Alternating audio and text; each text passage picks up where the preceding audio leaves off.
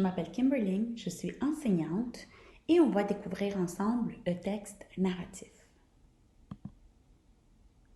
Le texte narratif peut se baser sur une histoire fictive ou réelle.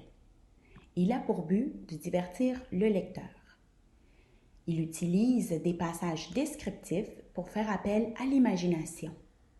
Il se base également sur une série de péripéties auxquelles le personnage principal devra faire face. Le texte narratif peut se retrouver dans une œuvre de fiction ou de non-fiction. On peut le retrouver dans le roman, le conte, la fable, la biographie ou le journal intime. Voici maintenant quelques caractéristiques qui te permettraient de mieux comprendre l'univers narratif. Il y a 3 types de narrateurs, l'interne, l'externe et l'omniscient.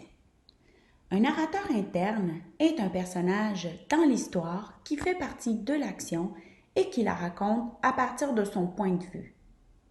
Pour ce qui est du narrateur externe, il raconte plutôt ce qu'il observe. Il n'est pas impliqué dans l'action. Le narrateur omniscient connaît tout ce qui se passe. Il est parfois appelé le narrateur Dieu, car il connaît les pensées et les émotions de chacun des personnages. Passons maintenant aux personnages. Les personnages principaux, ce sont eux qui sont au cœur de l'action. L'histoire tourne autour d'eux. Les personnages secondaires sont des aidants ou des opposants du personnage principal. Pour ce qui est des figurants, ça peut être un groupe de personnes qui n'est pas explicitement décrit, mais dont on parle dans l'histoire. Par exemple, les citoyens, les voisins, le village. Passons maintenant à la description des lieux. Les lieux sont décrits pour aider le lecteur à imaginer le contexte dans lequel il se retrouve, l'endroit et même l'époque. Pour ce qui est du temps, la narration peut se faire de manière chronologique ou intercalée. La narration chronologique est une série d'actions qui se suivent, alors que la narration intercalée peut faire référence à des actions passées et ensuite revenir à des actions présentes. Continuons avec le schéma narratif. Ici, il y a 5 étapes. La situation initiale, l'élément déclencheur, le déroulement, le dénouement et la situation finale. La situation initiale est notre situation d'équilibre pour le personnage principal. On le décrit dans les lieux et l'époque dans laquelle il se retrouve. Il vit aussi une situation normale. Ensuite, notre élément déclencheur vient perturber le personnage principal. Il va poursuivre une quête qui le mènera à travers plusieurs péripéties. Ce sera appelé le déroulement. Le dénouement va nous dire si le personnage principal a réussi ou a échoué sa quête. Ensuite, on revient à la situation finale qui est soit un retour à l'équilibre ou une nouvelle situation pour le personnage principal. Voici un exemple avec la fable La cigale et la fourmi de Jean de La Fontaine. La cigale ayant chanté tout l'été se trouva fort dépourvue quand la bise fut venue. Pas un seul petit morceau de mouche ou de vermisseau. Elle alla crier famine chez la fourmi sa voisine, la priant de lui prêter quelques grains pour subsister jusqu'à la saison nouvelle. « Je vous paierai, lui dit-elle. Avant loup, foi d'animal, intérêt est principal. La fourmi n'est pas prêteuse, c'est là son moindre défaut. Que faisiez-vous au temps chaud, dit-elle à cette emprunteuse. Nuit et jour, à tout venant, je chantais, ne vous déplaise. Vous chantiez, j'en suis fort aise. Eh bien, dansez maintenant. Nommez les 5 éléments du schéma narratif.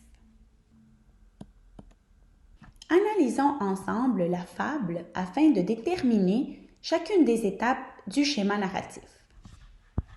Premièrement, notre situation initiale, c'est la cigale qui a chanté tout l'été. L'élément déclencheur, c'est lorsqu'elle se trouve dépourvue quand le vent froid arrive et qu'elle n'aura rien à manger pendant l'hiver. Le déroulement, c'est l'action qu'elle fait d'aller voir la fourmi sa voisine pour lui emprunter quelques grains pour subsister.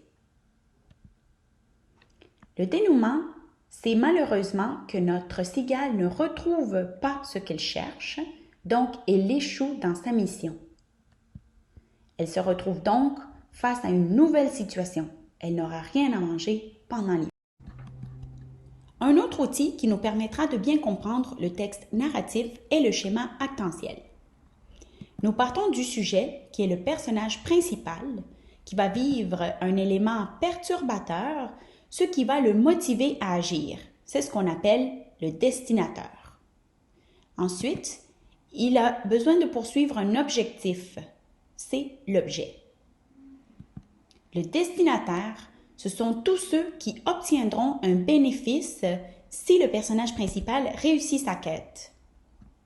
Par la suite, nous avons les adjuvants, ce sont tous ceux qui viennent aider notre personnage principal à accomplir ses objectifs. Et nous avons les opposants, ce sont tous ceux qui servent d'obstacle pour que le personnage principal ne puisse pas atteindre ses objectifs. Et voici un exemple avec la fable que nous avons lue. Le sujet serait notre cigale. Ensuite, la motivation, c'est le vent froid, la bise. L'objectif, c'est d'avoir quelques grains pour subsister. Notre cigale sera la destinataire, donc c'est elle qui obtiendra un bénéfice si elle obtient les grains. Nous n'avons pas ici aucun aidant, mais nous avons un opposant qui serait la fourmi. Et voilà, j'espère que vous aurez bien compris comment fonctionne la structure du texte narratif et les caractéristiques les plus importantes. N'hésitez pas à écrire vos questions ou commentaires un peu plus bas. On se suit pour une prochaine capsule.